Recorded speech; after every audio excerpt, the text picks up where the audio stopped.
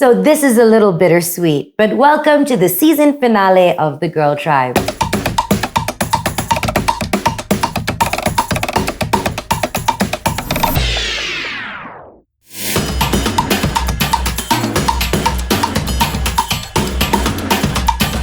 More power to all the girls out there, a part of MissMalini's Girl Tribe.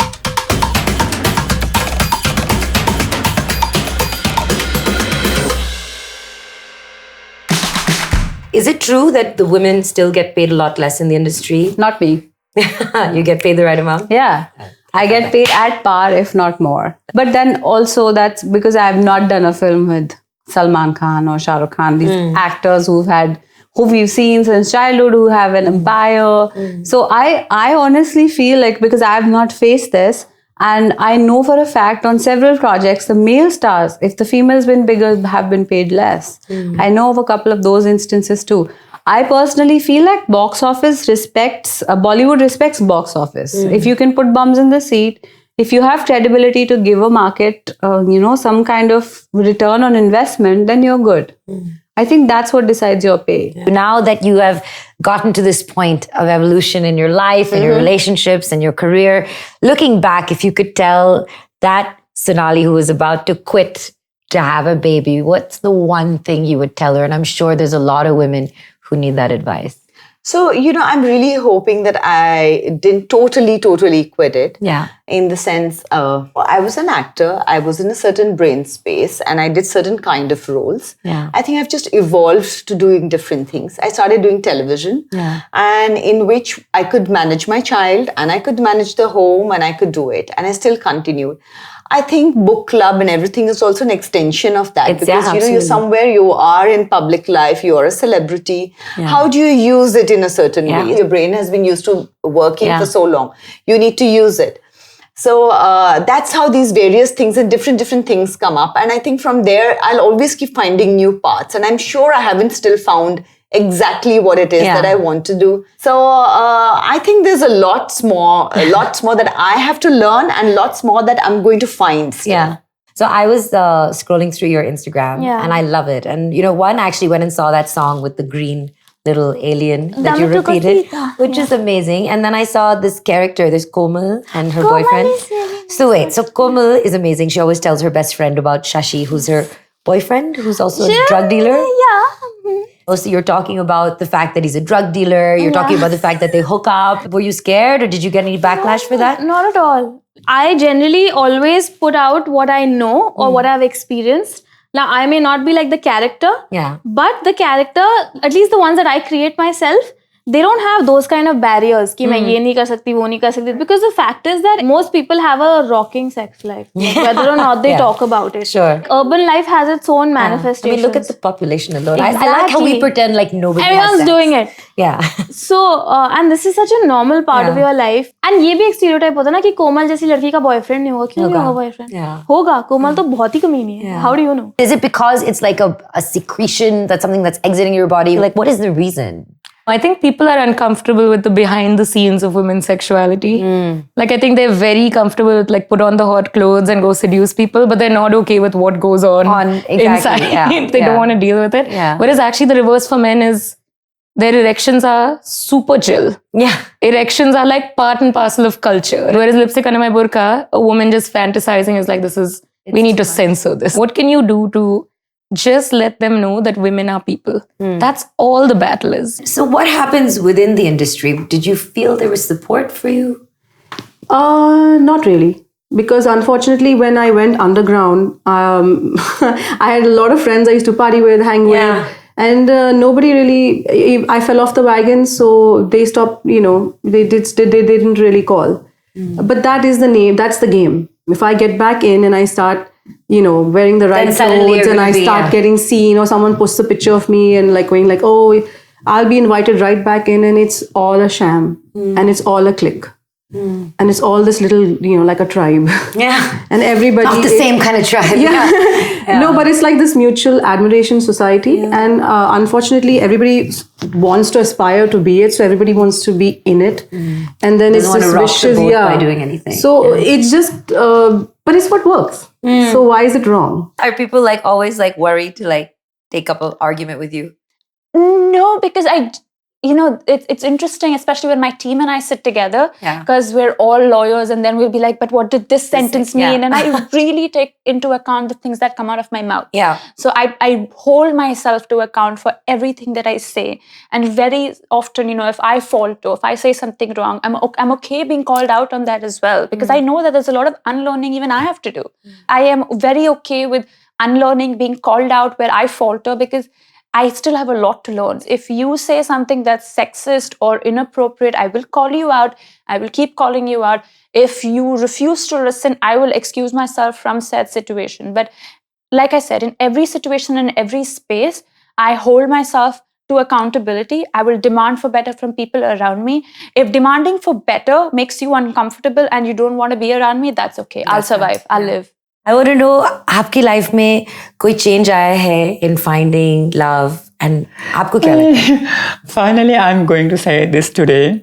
So I disclosed my identity in 2005. Since 2005, I have a boyfriend. Wow. Still we're together. Yeah, that's so nice. और वो आपको चाहते हैं कि आप sex change कराएं? But they're okay. He's okay. Even if I want to do, then also he is okay. The matter is money. This sex change operation is too costly. Whenever I have got money, then I will do. Yeah, I will do. Definitely, I will do. Yeah. Does it make you want to have children, not want to have children, or does it not affect that decision? It doesn't affect that decision at all. I've always been very maternal. I've like right from my childhood.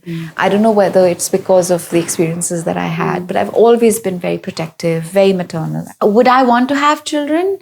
I think that's a question that I'm asking myself. From 21 till about 32, Malini, I think physically I craved children. I remember holding other people's children and crying because I wanted a baby so badly, right? But I didn't have a child then. But once and I think it's more a biological thing also, because you kind of go through that. Your body is like releasing these hormones and you're going crazy. So I felt that physical need deeply. But in the recent past, I find that I desire kids, but I don't believe I need to procreate or may have one of my own. I'm more open to the idea of adopting a child because I think that there's just too many human beings on this planet. There's so many. I don't know whether this is the kind of world, I mean, while the world is as magical as it is, I don't know whether the environment that we are in right now is genuinely conducive to bringing a new child, a new life. And it really bothers me that so many people and even women themselves think that, okay, now the clock is ticking, I've got a career and everything, but that's not enough. I have to have kids. And it drives me crazy because people always come up to me and say, so when are you going to settle down? And I was like, what do you mean? When are you going to have kids? And I was like, well, my business is my baby. And they're kind of like, okay, you're crazy. So, I don't, there's all this pressure to do that. And even women themselves feel this way. So I don't know how to change that or why that is. It's entrenched in our culture somewhat. And whether you agree with it or not, there's also a kind of momentum that just goes along with that also as the norm, as completely acceptable.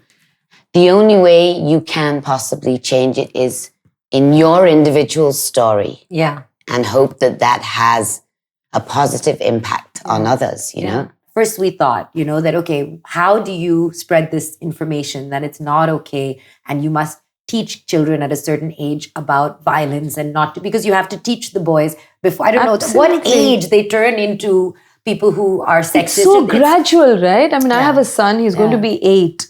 This little son that's going to probably become this very masculine man that we are having to deal with today. And he's going to also be conditioned by those pressures that you have to not cry, you have to be the breadwinner, you have to be this macho guy, all of those things that men also suffer. And already there are people around him who sometimes say, don't cry like a girl. And what does that even mean? And we have these long conversations about what does it mean? What can girls do? What can boys do? Mama, I don't want anything pink.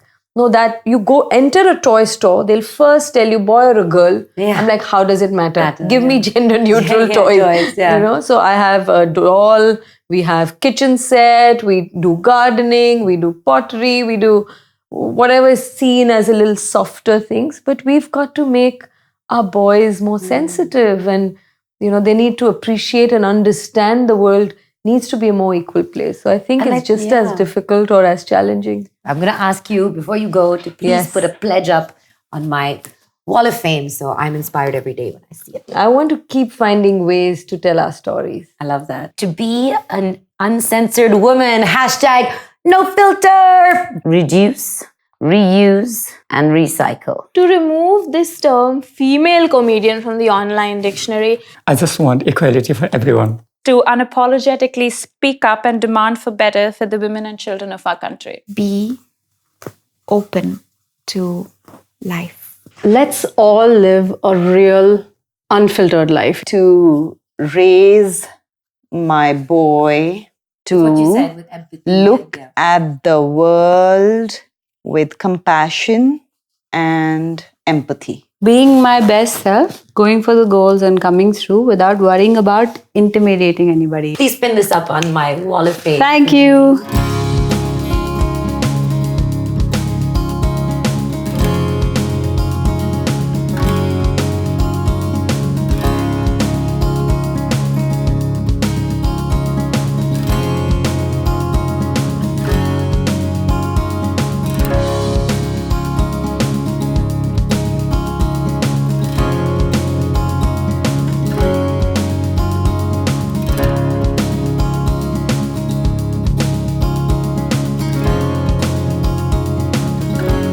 And that's a wrap for season 1 of The Girl Tribe. It's been such a wonderful journey so far. What started as just a Facebook group, just a small space for women to talk freely, has turned into something so close to my heart.